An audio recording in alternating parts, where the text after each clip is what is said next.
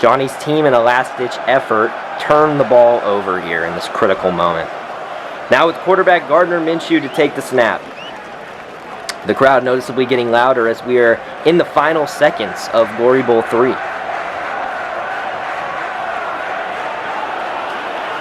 Here's the snap and the knee. It's official. Rohan is your Glory Bowl 3 champion. He did it. He came back from devastating defeat last year and blew out Johnny. They are going to embrace each other at midfield. Man, it's got to be a difficult loss for Johnny on the biggest stage, losing by almost 100 points. He'll be back. If you could describe the 2022 season in one word, what would that word be?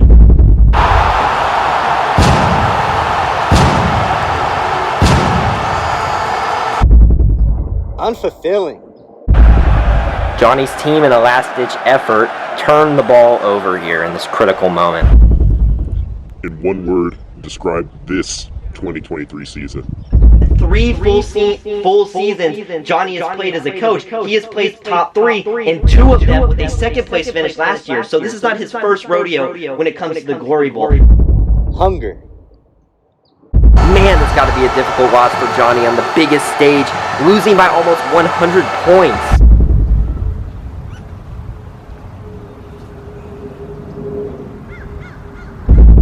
I saw the way Benjamin Dover covered our matchup last week. Honestly, I'm happy he did. We're fine being the underdogs. We know what we're capable of. There it is, ladies and gentlemen, another steamroll victory for Jonathan's team here in Week 12.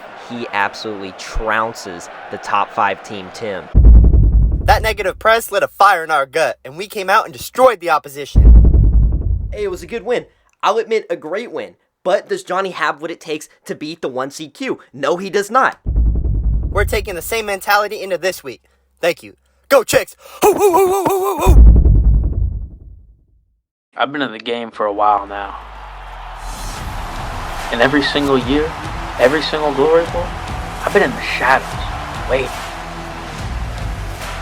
But this year, this is my time to strike. I've drafted the best team this league has ever seen. Each player carefully drafted with the vision of this year's Glory Bowl in mind. This year, my name will be on the trophy. A symbol of my hard work and dedication in having the most historical season in the history of the National Fornication League. Johnny better watch out and be comfortable with second place. Because he's facing the world's biggest juggernaut.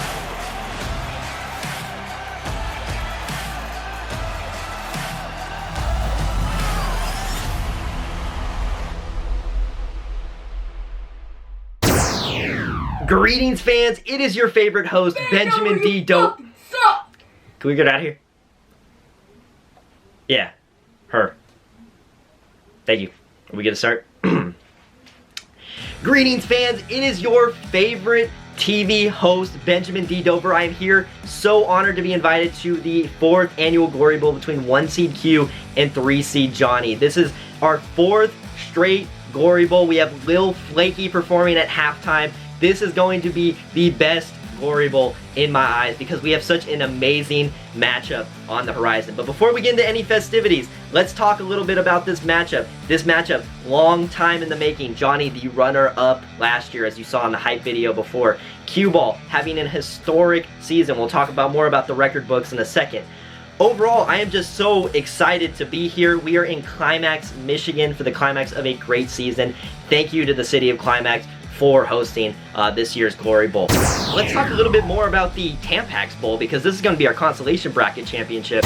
This is going to be the best Tampax Bowl we have ever seen in this league, and it may stay that way for a long time. It's the first time we ever have 2 former Glory Bowl champions facing off, and not only that, look at these records. 7-0 for Darren. That is unheard of. He is undefeated in the playoffs. He is an absolute legend when it comes to the postseason. We look at Rohan across the board, a 5-1 record since 2021, and guess who his 1 loss is from? That's right, it is from Darren, who served him up a loss in 2021 to win the championship. So there's a lot of bad blood between these two coaches, and may I say, a rivalry? Alright, producer, send me over to the history of the Glory Bowl so we can let the people know how the past matchups have gone. Here we have a detailed history of our Glory Bowl. We have Glory Bowl 1, which took place in 2020. Our champion that year was Coach Nate, who finished in last place this year. Oh man, how that went to shit. With a regular season of 10-5, he won, as get this, a 3 seed, which is exactly where Johnny is going into this game. He played against Coach Julian, who retired after the 2020 season, and they played a 126-113 game, where Brandon Cooks won the Glory Bowl MVP for that year. And then we go into Glory Bowl 2. That was won by Coach Darren. That was the one we were just talking about. Darren, like usual, just completely marches through the playoffs, putting up 160, 140-point games. He matched up against Coach Rohan. It was a 4-seed, 3-seed matchup. Very unusual. But he ended up winning that game by big margins, blew Rohan out, and his Glory Bowl 2 MVP was Amon-Ra St. Brown. We moved the next year to Glory Bowl 3. Rohan, desperate for some vengeance, goes in, gets a 13-1 season done. He finishes the season 1, the 1 seed, just like Q's doing this year, the exact same. He faces off against Johnny, who was a 3 seed at the time, so we're going to see a 1-3 matchup again. He absolutely blows Johnny out. Obviously, Johnny started a lot of Bengals and Bills, and there was a tragedy during that game last year. So Johnny, suffering from that, gets absolutely blown out, embarrassed, in Glory Bowl 3, and the Glory Bowl 3 MVP was Austin Eckler. But that sets the stage. Is Johnny desperate for vengeance? Is he going to get the job done in Glory Bowl 4? Let's find out. Now we're going to send it off to Hugh Janus, who's going to tell you where your money should be for these bowl games. Roll it. What is up, my fellow Americans? We got 4 big bowl games this weekend. These are the 2 big ones. We got the Glory Bowl for the championship of the Fantasy League. We got Q-Ball playing against Johnny. Q-Ball heavy favorites, best team in the league, probably just going to steamroll right through. It's going to be a boring game. And then we got the Tampax Bowl. We're looking at some history here. We got 2 former champions fighting for the title of the Consolation Championship. Nothing better than that, am I right? Last 2 of the week, we got the Flaky Fiesta Bowl between the 2-seed Owen and the 4-seed Vishal. Closest game of the week by far. It's actually going to be fun to follow. That's why you can see the close spreads. A good bit of points will be scored. Both good squads. And yeah, that's what we expect. Now we got the Bonjour Bowl. I know what you're thinking. Wow, Aisha's team, they're alright. But they're no 45-point favorites. Well, you know, the 8-seed Thomas may or may not be starting all Caucasian males on his team this week. So not a lot of points going to be scored. And Aisha's playing his real team. So that's going to be a blowout. And yeah, these are the last 2 games. And that concludes all the bowl games. Good season. It is time to get into our first of the Glory Bowl festivities, and that is determining who the 2023 Coach of the Year will be. The Coach of the Year is determined by a panel of 12 judges, each judge's vote carrying 1 point. The winner is whoever wins by plurality of the votes. Alright, so our very first nominee for Coach of the Year is Owen, who finished with a 9-5 record, placing him 2nd in the league. With a 1,500 total point, he ranked at the bottom. But when you look at the reason, here is why. He played a significant amount of the year without Justin Jefferson, his first-round pick, who went down in Week 5. However, he still finished with a top 2 record in the National Fornication League. Definitely very deserving of the nomination. The next nominee we have is Vishal, who finished with an 8-6 record, placing him 4th in the league and securing him a playoff spot. He had 1,600 total points, which ranked him 5th out of 12. He finished last place in 2022 and came back, locked it down, and secured a playoff position. Very respectable, very deserving of a nomination.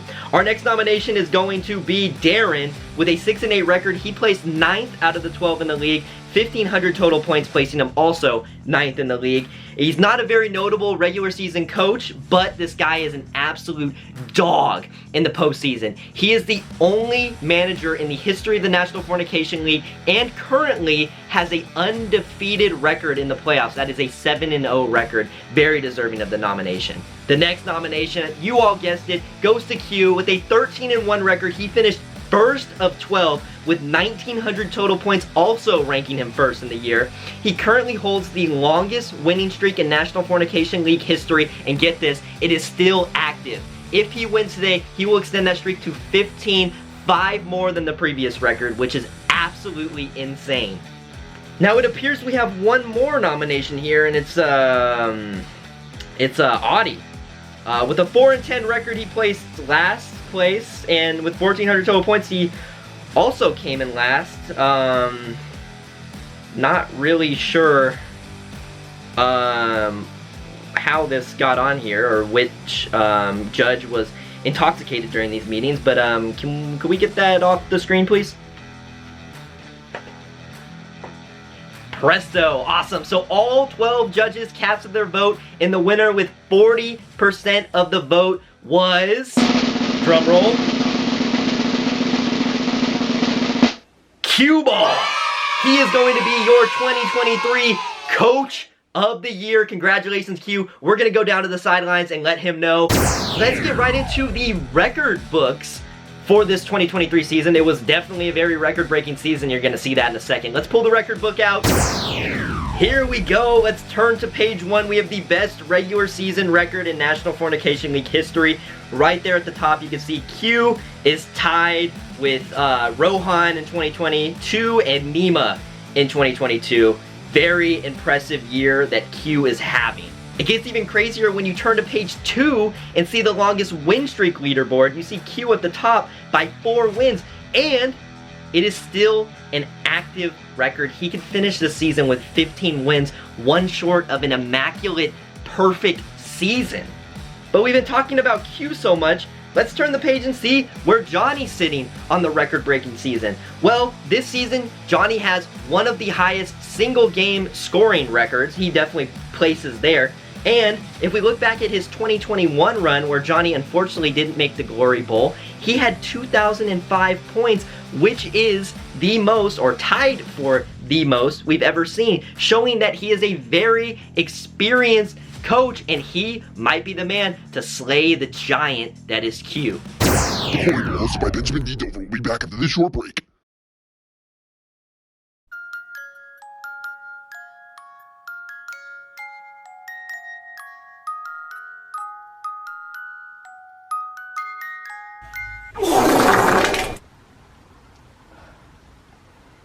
Ugh.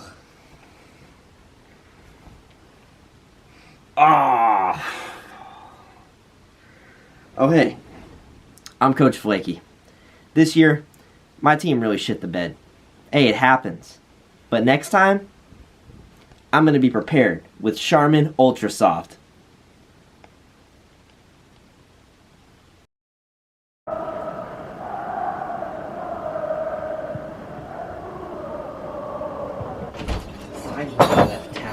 Double, check.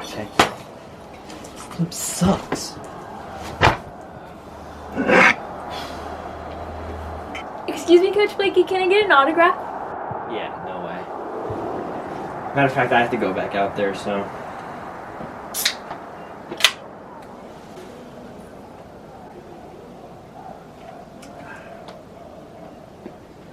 You know what? Give me that paper.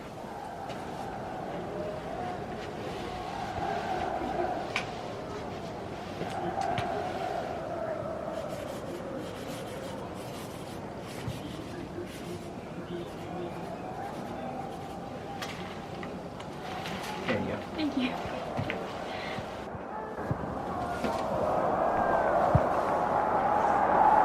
Hey, kid. Thanks.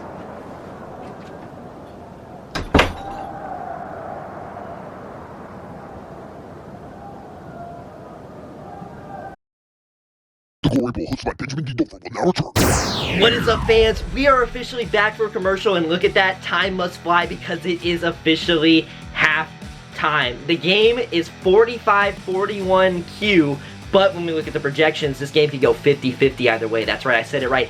50% we see either guy winning. This is already a huge accomplishment for Johnny's team, going in as the huge, massive, biggest underdogs we've ever seen in a Glory Bowl game.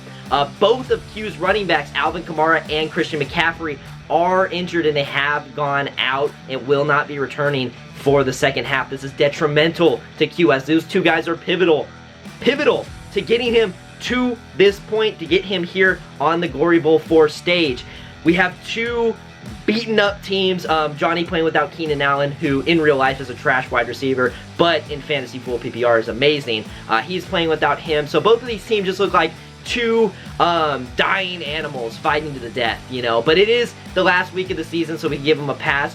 But this game is shaping up to be 113-113. Not quite a toilet bowl, but nowhere near the highest scoring game we've seen out of these Glory Bowl matchups. We were able to interview Coach Johnny as he was coming off the field. He said that he's looking forward to continue to take advantage of Q's terrible defense. He said that his team is focused and ready to pull off this upset. He finished by saying that he is tired of analysts like me who have no idea what they're talking about, talking shit about his team. So let's get to this Lil Flaky halftime performance.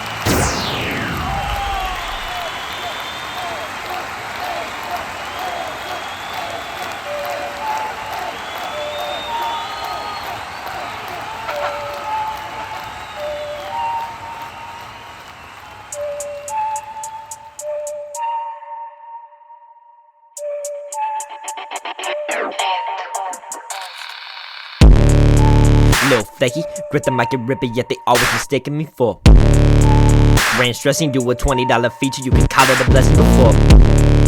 I was just messing, and I dropped a couple singles thought I was just testing. Now I'm compressing, my 808's hitting and they keep on progressing, what's good? Smooth childhood, but it's okay. Dodge another bull, I say Olay. Front of Bay, 408, downtown San Jose. Icy high cadence like I'm Bengay. Keep my bars playing like my order at Chipotle. Me and my boys hit the city for the whole day. In the middle of some action packed like it's D-Day. You know we better run it back. Instant replay, switch the flow up, blow up like a C4. Motherfucker whip, got 3 doors. Flaky pouring me more of that shit mixed with the juice. That's 80 proof liquor, keeping me warm. Motherfucker be sure. Coming after me, you better take some sort of motherfucking recourse. Rhyme Zone is my resource, and I'm killing this beat. I don't got any motherfucking remorse, yeah.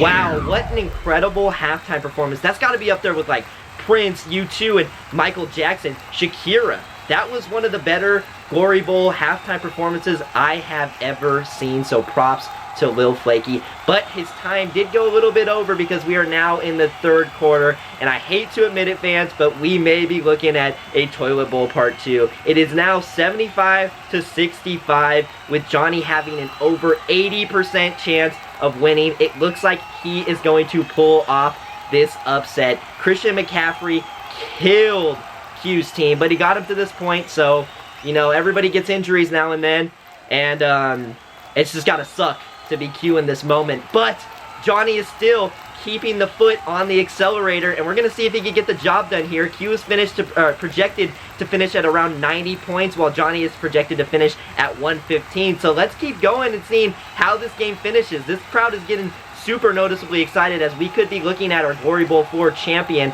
as a huge upset here just in a couple minutes, because we are going into the 4th quarter. We are in the 4th quarter. Final seconds of Glory Bowl 4. Johnny has secured a 20-point lead over Q. There is a 99% chance he wins the game. He just needs Josh Allen to take the field and take a knee, and he will be officially Glory Bowl 4 champion. What a amazing story to come back from defeat in Glory Bowl 3, just like Rohan did in Glory Bowl 2. It looks like Josh Allen's taking the field now. Here we go. Johnny could be your Glory Bowl 4 champion.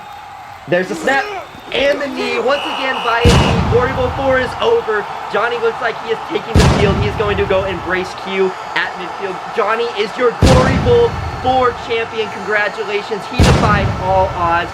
He went out there, put his head down, and just hustled, and he got that victory. What an amazing playoff. And I can't wait to get back to the studio and talk about this matchup a little bit more, but it is incredible. Confetti is coming from the sky.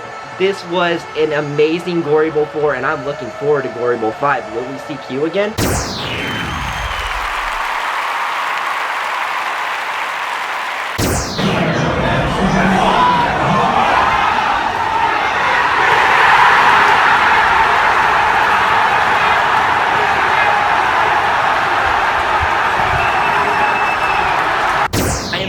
Glory Bowl 4 broadcast booth, we have the Sleep Number Player of the Game and the Glory Bowl MVP.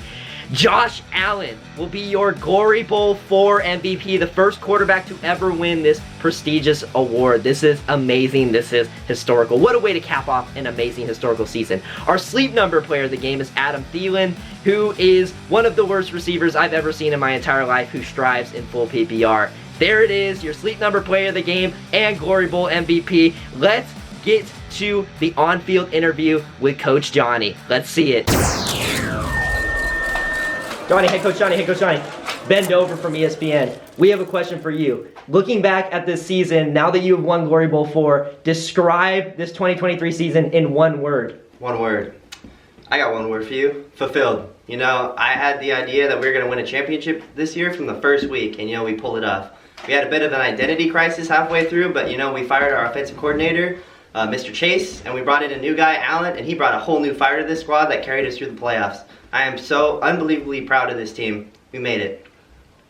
Anyone else? Thank you.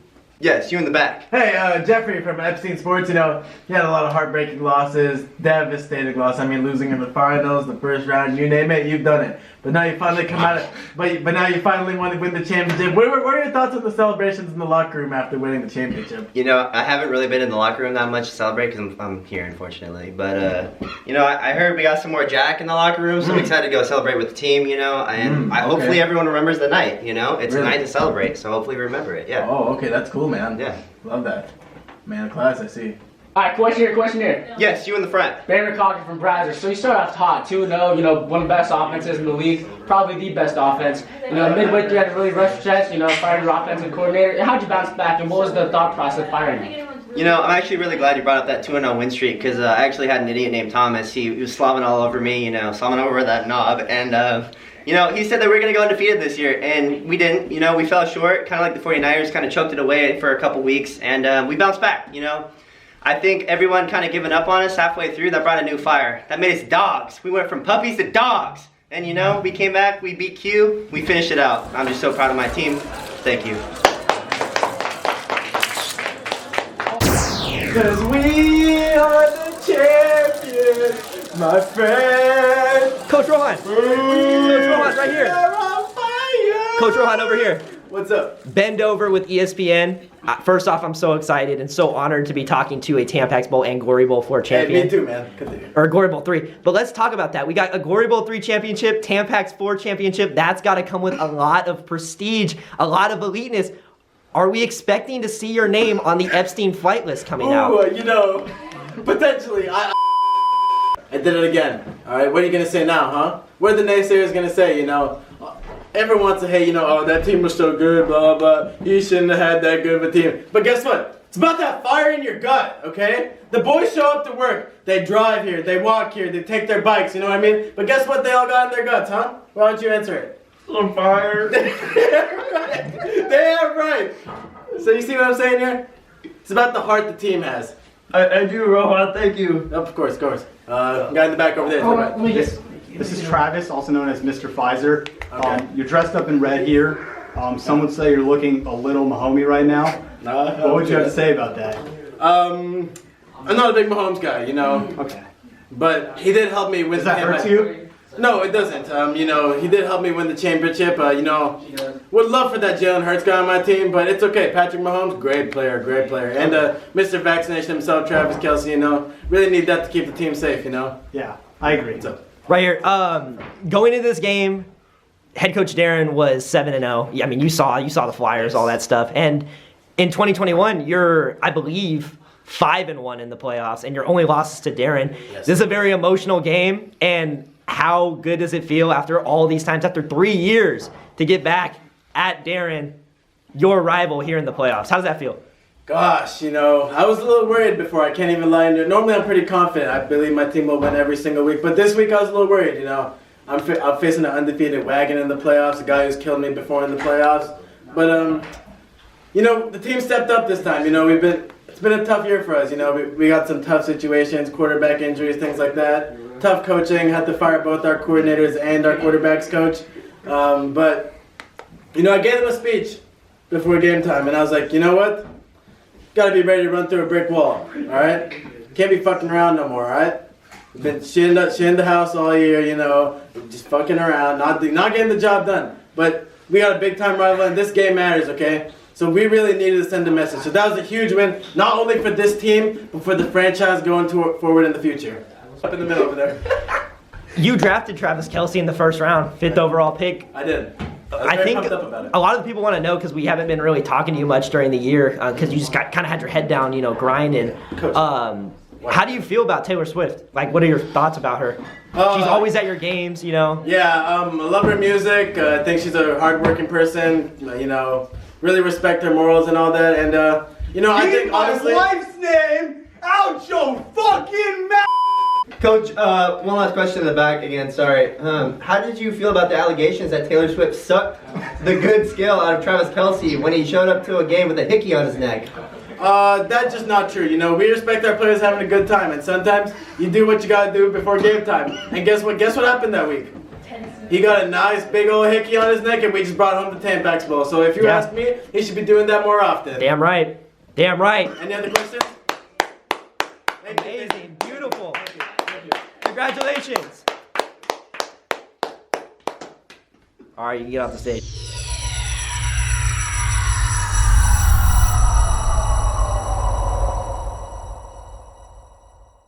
Hey, Coach Johnny. Hey, Coach Johnny, over here. Over here. Right here, hey, Coach Johnny. Pick me, motherfucker. He clearly has never watched a press conference in his life. You don't just start talking when you're the president. You have to be like... That's a great answer. Right there on the right? Well, this is Mr. Pfizer again. Oh, okay. As a winner of the 2023 Tampax Bowl, your team has been allotted with 10,000 or a year supply of free tampons. What are your uses for those tampons?